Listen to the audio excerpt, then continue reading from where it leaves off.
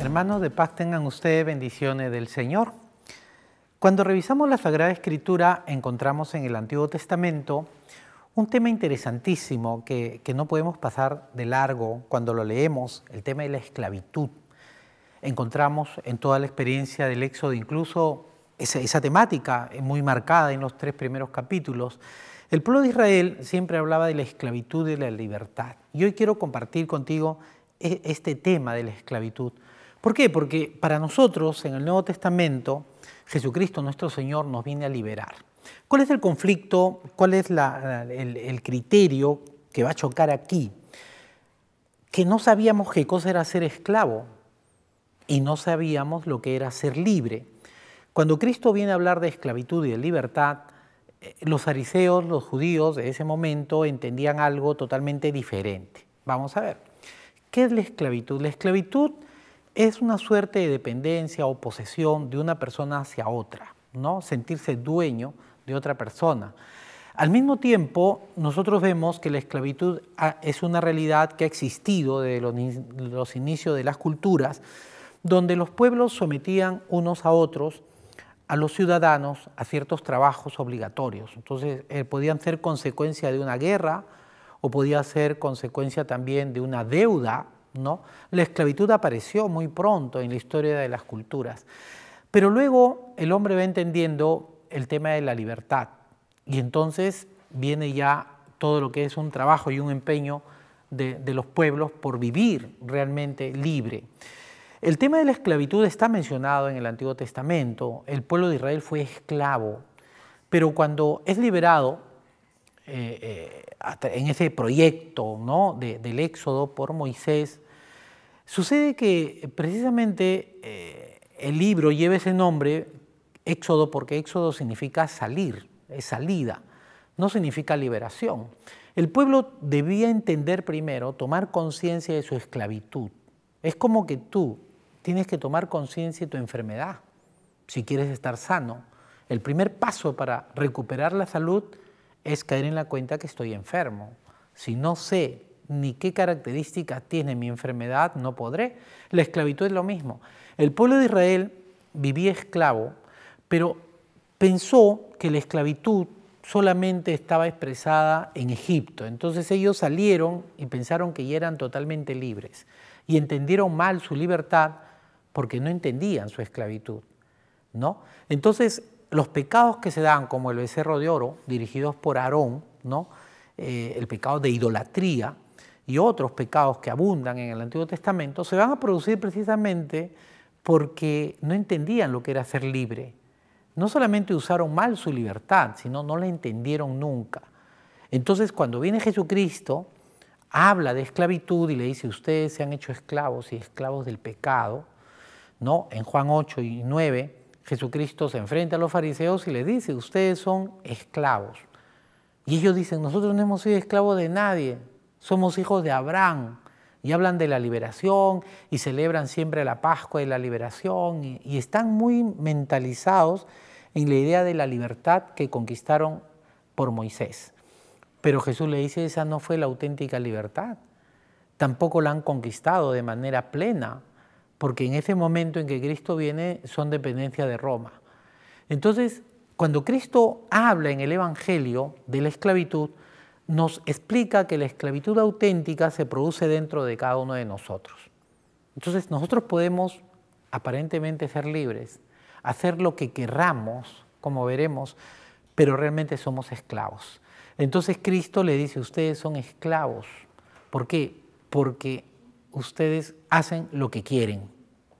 Es interesante ese concepto que en otras palabras Jesús les dice, ¿no? Les da, o sea, ser esclavo, ¿qué es? ¿No? ¿Qué cosa es ser libre? Y hoy la esclavitud por la cual luchan muchos pueblos y que todavía por ahí hay uno que otro pueblo que somete a hombres, ¿no? a diversas tareas y trabajos, como puede ser el trabajo infantil en Asia, como puede ser la esclavitud o sometimiento en la India, ¿no? En Mauritania, etc. Nosotros entendemos la esclavitud hoy de una manera más profunda, una esclavitud interior. Nosotros podemos ser esclavos de manera de pensar. Muchas veces podemos arrastrar nuestras experiencias dolorosas y ser esclavos y sufrir. O sea, nos hemos amarrado, estamos encadenados a esa idea de lo que nos pasó, ¿no? Es como el animalito que de pequeño, de cachorro, lo amarran a un árbol, a un poste, ¿no? Y él se esfuerza, lucha, quiere salir y no puede porque no es capaz, no tiene la fuerza. Crece, es alimentado, pero nunca lo sueltan. ¿Y qué sucede? Llega a ser un animal grande, fuerte. Podría él jalar y arrancar esa cadena, sin embargo ya no la intenta. No la intenta porque se ha acostumbrado, porque fue, diríamos, creciendo con la idea de que esa era su condición permanente y nunca va a salir de ella. Su estado natural, diríamos, como Aristóteles justificaba la esclavitud, ¿no?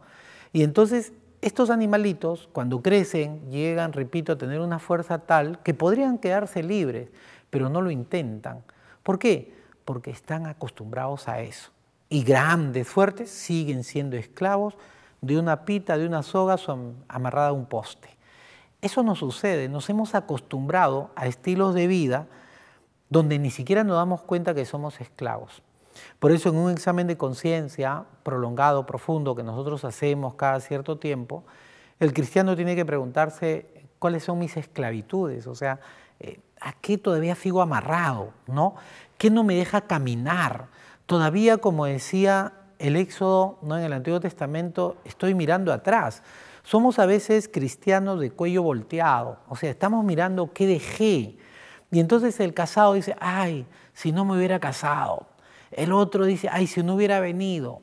Estamos en una realidad, dice, si no hubiera estado aquí, si me hubiera ido por otro lado. El famoso si hubiera. Ese hubiera, como decimos, pues es complicado. ¿Por qué? Porque nos ata, no nos deja ser libres y nosotros vemos el tema de la esclavitud interior muy marcado en algunas personas. Hay personas que son esclavos de su manera de pensar y no hay manera, no hay modo de hacerles ver. Somos esclavos de nuestros propios egoísmos, nuestros modos de actuar. A veces no nos damos cuenta que seguimos amarrados, seguimos atados.